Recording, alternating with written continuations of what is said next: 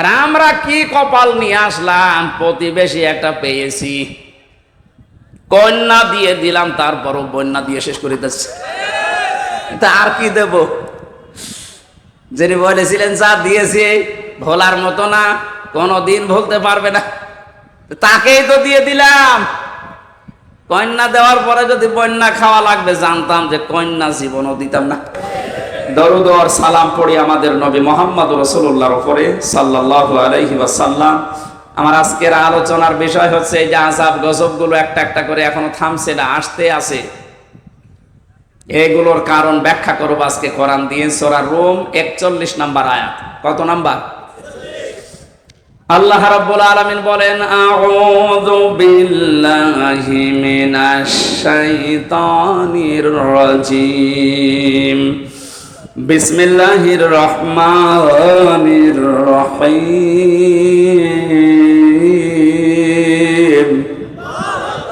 যাহারাল ফাসাদু feel বাররি ওয়াল বাহরি বিমা কাসাবাত আইদিন নাস লিয়ুযীকাহুম বা'দাল্লাযী আমিলু লা'আল্লাহুম ইয়ারজিউন।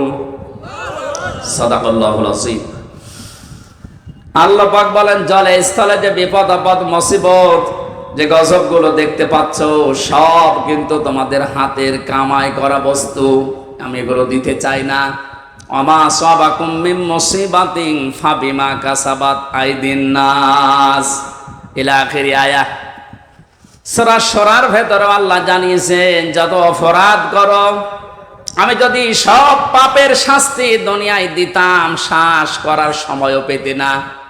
আমি আল্লাহ আমার দয়ার কারণে অধিকাংশগুলোই মাফ করে দেই, আর কিছু শাস্তি তোমাদের পাপের জন্য একটু মজা চাকাই। কেন চাকাই জানো? লিয়ুযীকাহুম, এই শাস্তিগুলো তোমাদের উপরে আমি দিয়ে লাআল্লাহুম ইয়ারজিউন, আমি আশা করি তোমরা ফিরে আসবে। ও বাংলার জনগণ, পাথর নেমে গেছে বলে আপনি আবার উচ্ছৃঙ্খল হয়ে যাবেন না।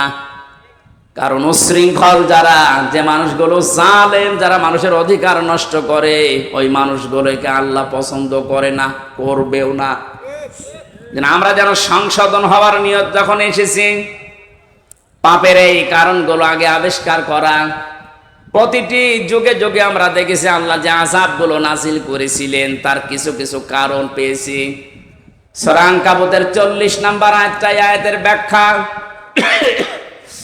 আল্লাহ পাক বলেন, ফাকুল্লান আখাযনা বিযামবিহি ফামিনহুম মান আরসালনা আলাইহি হাসিবা ওয়া মিনহুম মান আখাযাতুহুমুস সাইহাতু ওয়া মিনহুম মান খাসাফনা বিহিল আরদা ওয়া মিনহুম মান আগরাকনা ইলা আখির আয়াত। আমি প্রত্যেক যুগে পাপীদের পাপের কারণে আমি তাদেরকে, তাদের অপরাধের কারণে আমি পাকড়াও করেছিলাম। কাউকে আমি বৃষ্টির ভেতরে বৃষ্টি দিয়ে দুনিয়া থেকে বিদায় দিয়েছি, কাউকে পাথরের বৃষ্টি, কাউকে আমি আল্লাহ বন্যা দিয়ে দুনিয়া থেকে বিদায় দিয়েছি। এরকম 8-9টা শাস্তির কথা আয়াতের ব্যাখ্যায় আমরা পেয়েছি। এখন যেহেতু বন্যা চলছে, কি চলছে? যদিও আমার যতটুকু ধারণা বা বাস্তবতায় যা দেখছি, এর জন্য এককভাবে দায়ী আমাদের এই প্রতিবেশীরা। ওরা আমাদের যখন ডাকবে তখন দেয় না, যখন আমরা নিজেরাই ডুবে যাই তখন ছাড়ে। কি একটা আশ্চর্য প্রতিবেশী আল্লাহ আমাদেরকে দিয়েছেন। আর এই প্রতিবেশী নিয়ে অনেকে গর্ব করে। প্রতিবেশী যদি প্রতিবেশীর মতো না হয়, তাদের বিরুদ্ধে আল্লাহ পাক নিজে অভিযোগ দায়ের করবেন। সুতরাং আপনারা প্রতিবেশী হিসাবে যা করছেন, এটা প্রতিবেশীর কাজ না। আমরা তাফসিরে হাদিসে এমনও পেয়েছি, প্রতিবেশীর মর্যাদা মূল্য এত বেশি, নবীজি বলতেন মাঝে মাঝে যে জিবরাইল যেভাবে প্রতিবেশীর কথা আমারে শোনায়, আমার তো মনে হচ্ছে যে আমার জমি জায়গা আবার প্রতিবেশীকে দিয়ে দেওয়া লাগে কিনা।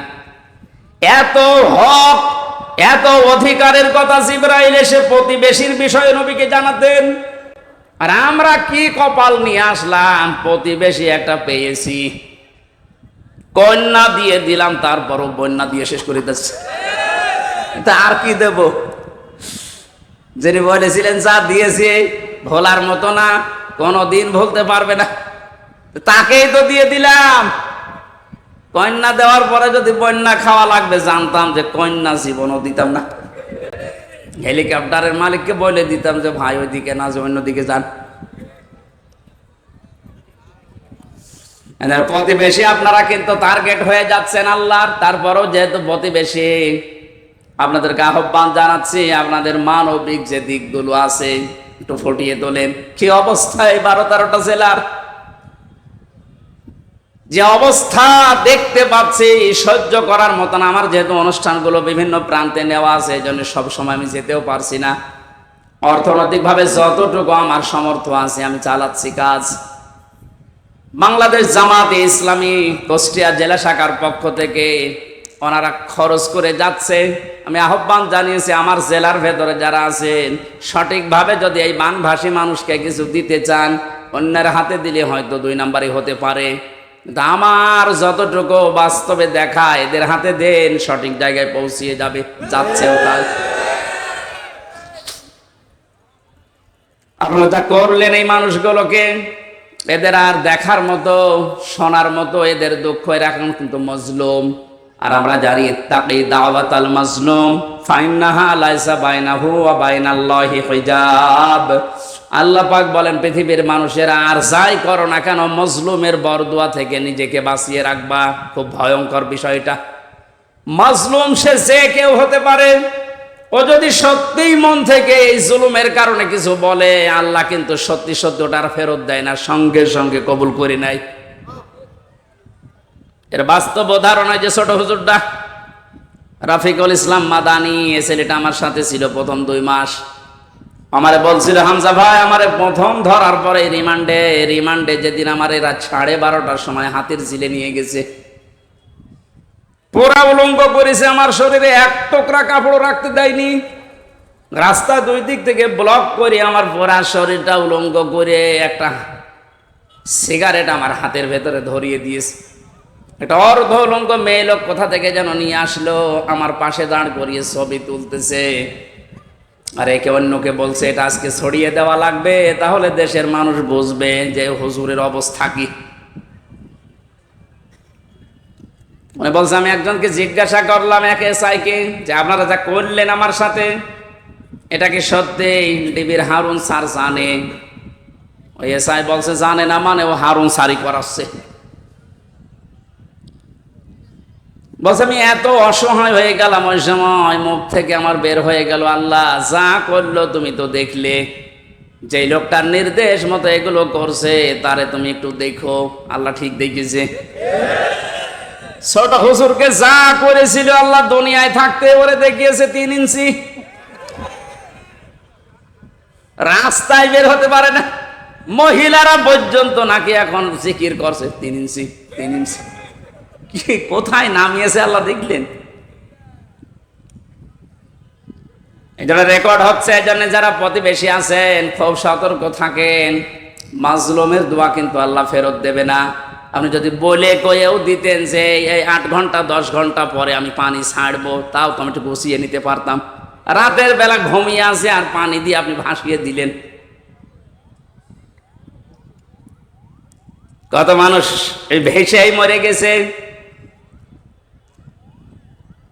আমার ভাইরা, এই যে বন্যা, জলোচ্ছ্বাস, এগুলো আসার পেছনে যে কারণগুলো পেয়েছি আমরা, কোন জাতির ভেতরে যদি মুনাফিকি বেড়ে যায়, উপরে ফিটফাট, ভেতরে সদরঘাট, আর এই চরিত্রের মানুষ আমার জানা মতে বাংলাদেশে বেশি। এই 15 বছরে কত আলেম পর্যন্ত মুনাফিক হয়ে গেছে। আল্লাহ এমনিতে এই বিপদগুলো দেয় না। আমিনহুম মান আখাযাতুহু সাইহা, কারো উপরে আল্লাহ করে। তাফসীরের ভেতরে পড়েছি, আয়াতের ব্যাখ্যা করতে গিয়ে হযরত শুআয়ব আলাইহিস সালামের ঘটনাটা ফি জিলালিল কোরআনে আছে। ওয়া ইলা মাদিয়ানা খাহুম শুআইবা ক্বালা ইয়া কওমি ইবুদুল্লাহা মা লাকুম মিন ইলাহিন গায়রু ইলা আখিরি আয়াত। আল্লাহ পাক বলেন মাদাইন শহরে হযরতে শুআয়বকে তার ভাইদের কাছে আমি পাঠিয়েছিলাম। তিনি মাদাইনে, হযরতে শুআয়ব মিশরের মাদাইন আইকা এই এলাকায় বাস করতেন। ডাক দিয়ে বললেন, আমার জাতির লোকেরা, তোমরা আল্লাহর ইবাদত করো, তিনি ছাড়া ইলাহ এটা আর কেউ নেই। ইলাহ মানে, ইলাহ শব্দের চারটা প্রধান অর্থ আমি এই আয়াতের তাফসিরে পেয়েছি। এক নয়, ভালো করে শোনেন। এই জন্যই তাফসির মাহফিলে আসতে হয়। আলেমগুলো খেলা করার জন্য এখানে বসে নেই, ওনারা জানে না। এই গুরুত্বপূর্ণ কাজ বাদ দিয়ে ওনার মতো মানুষেরা যদি মোস্তফা আমিন বসে থাকতে পারে, আপনি কি হয়েছেন বলেন তো? ইলাহ শব্দের যে ব্যাখ্যা দিচ্ছে এবার নিজের জীবনের সাথে মিলাবেন। আল্লাহ রাব্বুল আলামিন জানিয়েছেন প্রতিটি নবীর যে দাওয়াতের পদ্ধতি ছিল, আমি কিছু কিছু কোরআনে কোট করেছি। তার ভেতরে শুআয়ব আলাইহিস সালাম একজন। তিনি জাতির লোকদেরকে বলেছিলেন, জাতির লোকেরা আল্লাহর ইবাদত করো, তিনি ছাড়া ইলাহ নেই। কি নেই? আমরা যেহেতু নবীর ওয়ারিস, নাকি মানেন না? এক কথা বলেন না কেন? আমি তো প্রথমেই বলেছিলাম রাজনৈতিক ভাবে আমি একটা দলকে ভালোবাসি, সাপোর্ট করি, সহযোগিতা করি, কিন্তু এটা তো ওইটা না। আমি জাতির লোককে এখন বাঁচাতে চাই, ওরকম মন নিয়ে কথা বলছে। আমি নবীর ওয়ারিস হিসাবে এখন দায়িত্ব পেয়েছি। আল্লাহ পাক যে জানিয়েছে নবীদের এই কাজ ছিল, আমরা নবীর ওয়ারিস হিসাবে আমাদের একই কাজ। ওনারা যেটা বুঝিয়েছিল ওইটাই বোঝাচ্ছে, জাতির লোকেরা আল্লাহ ছাড়া কারো ইবাদত করা যাবে না, তিনি ছাড়া কোনো ইলাহ নেই। কি নেই? আরো জোরে বলেন। ইলাহ শব্দের ব্যাখ্যা বললাম কয়টা? চারটা। বলেন বলেন। এক নম্বরে ইলাহ মানে আল্লাহ পাক বাদ দিয়ে আইন তৈরি করার ক্ষমতা কারণে, এই জন্য আল্লাহ ইলাহ। আল্লাহ কি? এটা যতদিন পর্যন্ত আপনি না মানবেন আমি দাওয়াত দিতেই থাকবো আপনাকে, কারণ আপনি এখনো পর্যন্ত ক্লিয়ার না। আইন তৈরি করার দায়িত্ব দুনিয়ার কারো হাতে আল্লাহ ছেড়ে দেয়নি, এটা আল্লাহর হাতে। কারো হাতে ছেড়ে দিলে সে নিজের দলীয় কায়দায়, নিজের ব্যক্তিগত কায়দায়, নিজের স্বার্থে, দলীয় স্বার্থে ওইটা বানাইতো। কথা বলেন না কেন? আল্লাহকে ওই রকম এই কথা বলেন। আল্লাহ রাব্বুল আলামিন যেন সবার জন্য উপকার হয় এমন আইন তৈরি করেন, এই জন্য আইনের বিষয়টা আল্লাহ কাউকে ছেড়ে দেয়নি। রব্বুল আলামিন বলেন, হে নবী, মানুষেরা হয়তো আপনাকে মাঝে মাঝে জিজ্ঞাসা করতে পারে, ইয়াকুলুনা হাল্লানা মিনাল আমরি মিন শাইইন কুল ইন্নাল আমরা কুল্লাহু লিল্লাহ। সূরা আলে ইমরানের 154 নম্বর আয়াতের মাঝের অংশে আছে, 4 নম্বর পারার 9 নম্বর পৃষ্ঠা 3 নম্বর লাইনে। এরপরে আপনি ফতোয়াবাজি করেন, দেখে নেন গা যান। আল্লাহ বলেন, মানুষ যদি জিজ্ঞাসা করে যে আইন তৈরি করবো, আমাদের কোনো ক্ষমতা, কোনো অধিকার, পাওয়ার আছে? আল্লাহ বলেন, আপনি ফতোয়া দেন যে না, এটা শুধুমাত্র আল্লাহর দায়িত্ব। কার? জাতির লোকেরা এটাই তো বোঝাতে সে কুষ্টিয়া থেকে এসেছে যে আল্লাহর আইন বাদ দিয়ে কারো আইন মানা যাবে না, এমনকি মা বাবার আইনও মানা যাবে না। হ্যাঁ, ঠিক আছে তো?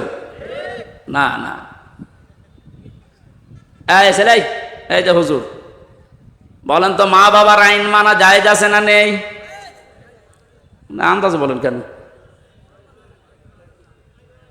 وَقَضَى رَبُّكَ أَلَّا تَعْبُدُوا إِلَّا إِيَّاهُ وَبِالْوَالِدَيْنِ إِحْسَانًا। সূরা বানী ইসরাঈলের 24 নম্বর আয়াতে 22 নম্বর আয়াতের প্রথম অংশে আছে, আল্লাহ পাক বলেন, আমি রায় দিলাম, আমি ফতোয়া দিলাম, সিদ্ধান্ত নিলাম, কার্যকর করে দিলাম, লিখে দিলাম, ফায়সালা করে দিলাম, আর কোনো নড়নচড়ন নেই, কোনো পরিবর্তন হবে না। ওয়াকাযা রাব্বুকা, তোমার রব ফায়সালা দিয়েই দিয়েছে, আল্লাহ তা'বুদু ইল্লা ইয়া, সে আল্লাহ ছাড়া কারো ইবাদত করা যাবে না। ওয়াবিল ওয়ালিদাইনি ইহসানা, 2 নম্বরে মা বাবা যাদের আছে তাদের সেবা করা লাগবে। এই আয়াত দ্বারা মাসলা বের হয়, আল্লাহর আইন মানা ফরজ আর মা বাবার সেবা করা ফরজ, আইন মানা ফরজ না। ও বাংলার মুসলমানেরা এবার বিবেককে প্রশ্ন করেন, আল্লাহর পরে মা বাবার স্থান, তাদের আইন মানা জায়েজ নেই, তাদের সেবা করা ফরজ, তাদের পেছনে সাধ্যমতো খরচ করা ফরজ। কথা বলেন না কেন? মা বাবার আইন মানায় যদি ফরজ না হয়, কোন মহারথী আছে যে আইন বানিয়ে দিলে মানা লাগবে? যারা আছে মানুষ হয়ে মানুষের তৈরি করা আইন মানার জন্য চেষ্টা চালাচ্ছেন, এখনো আপনি কুকুরের চাইতেও খারাপ। একটা কুকুরের আইন মানে মানুষ হয়ে, এরপরও আপনি মানুষের আইন তৈরি করার জন্য, তাদের আইন প্রতিষ্ঠার জন্য এখনো যদি কাজ করেন, সংগ্রাম করেন, টাকা পয়সা খরচ করেন, আপনি কিয়ামতে যখন উঠবেন মরণের পরে আপনার এই আকার থাকবে না, কুকুর হয়ে উঠবেন। এটা আমি বানালাম।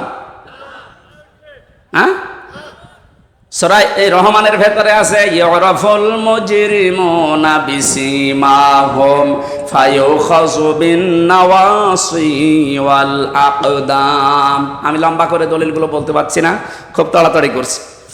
হযরত শুআয়ব আলাইহিস সালামের জীবনীতে এবার পেয়েছি, তাকে যে পাথরের বৃষ্টি দিয়ে ধ্বংস করে দিয়েছিলেন উম্মতদেরকে। হযরতে শুআয়ব জাতির লোককে বলেছিলেন, জাতির লোকেরা দুইটা কাজ তোমরা বেশি বেশি করো, এই জন্য আল্লাহ এই গজব দিতে যাচ্ছেন, সতর্ক হও।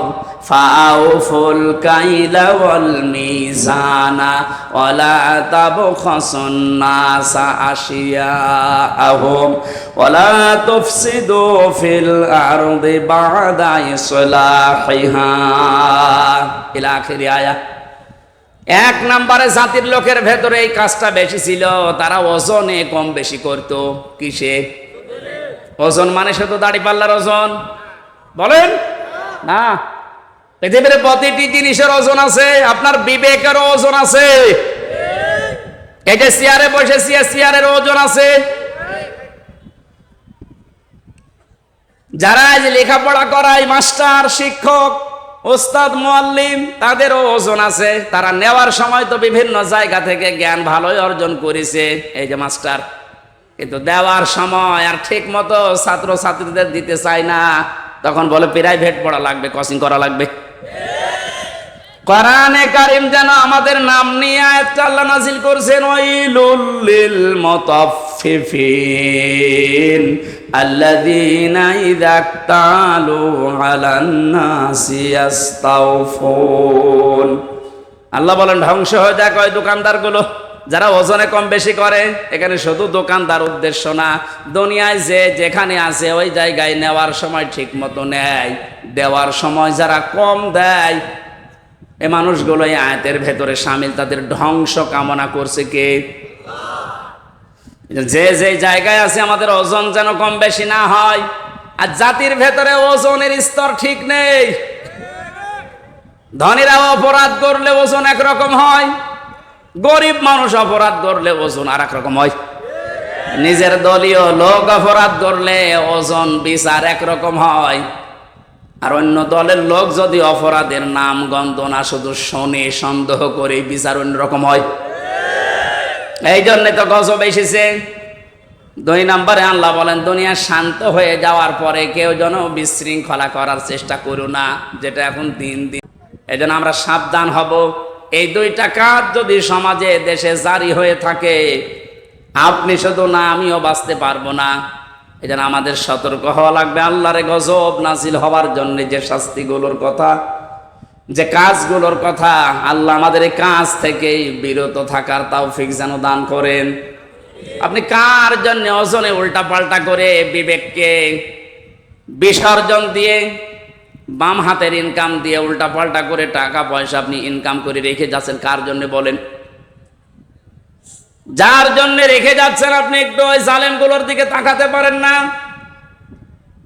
যারাই করেছিল, এই যে নাম দেখেন না, এক একটা ভিসি বানাতে 50 লাখ টাকা নিয়েছে, এক একটা কলেজের মাদ্রাসার অধ্যক্ষ বানাতে 20 লাখ টাকা নিয়েছে শুধু মন্ত্রী।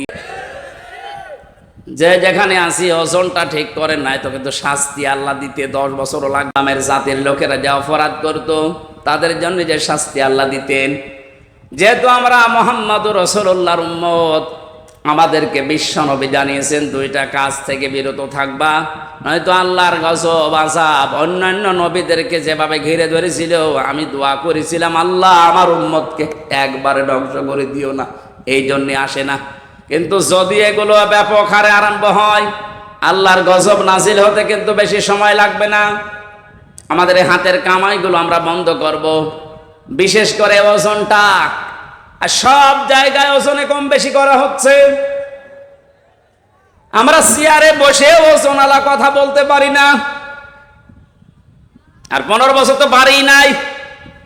এখান থেকে একবার হুজুর এদিকে বলেন না ওদিকে বলেন না, ঠিক করেন। তো কি ঠিক করব? ঠিক করতে করতে তো আমরা চলে গেছি গর্তের ভেতরে। কেন্দ্রীয় মসজিদের ইমাম যিনি বাইতুল মোকাররম, তাকান তার দিকে। এই লোকটা পর্যন্ত যদি দালাল হয়ে যায়, তো এই দেশে আর কার দিকে ভরসা করবেন? অপমান করে আল্লাহ বিদায় দিয়েছে। যত রকমের ক্ষতি হয়েছে বাংলাদেশে ইসলামের এবং মুসলমানদের, বিশেষ করে ইসলামপন্থী উদার যারা, তাদের সবচেয়ে বেশি আমার মনে হয় ক্ষতি হয়েছে দালাল পন্থী আলেমগুলোর কারণে। কারণ নেক্সট সূরাতে ধোঁকা দিত এরা মানুষকে, আর আমাদেরকে মাঝে মাঝে জেলখানার ভেতরে ফতোয়া পাঠাতো। এত বেশি বোঝার দরকার কি? দেশি হুজুর আর নেই, হুজুর আছে ওইভাবে চেপে রাখার অভ্যাস আমার নেই। যা পড়েছি যা বুঝেছি ওটা কোরআনে যে ফোর্সে আল্লাহ দিয়েছে ওটা বলতেই থাকবো মরণ পর্যন্ত। আল্লাহ এমন কোন গণা, এই ওজনটা আমরা যেন প্রত্যেকে ঠিক করি, কোন জায়গায় যেন বিশৃঙ্খলা না হয়, চেপে ধরবেন। যে যেখানে আছেন বিশৃঙ্খলা তৈরি হওয়ার আশঙ্কা থাকলেই ওরা যদি ডালে ডালে চলে, আমাদেরকে পাতায় পাতায় চলা লাগবে, যে স্বাধীনতা কিন্তু আবার হারিয়ে যাবে। আল্লাহ বাস্তবতায় তুমি আমার কোরআনের আয়াত যেভাবে নাজিল করেছো ওইভাবে বোঝার তৌফিক দাও।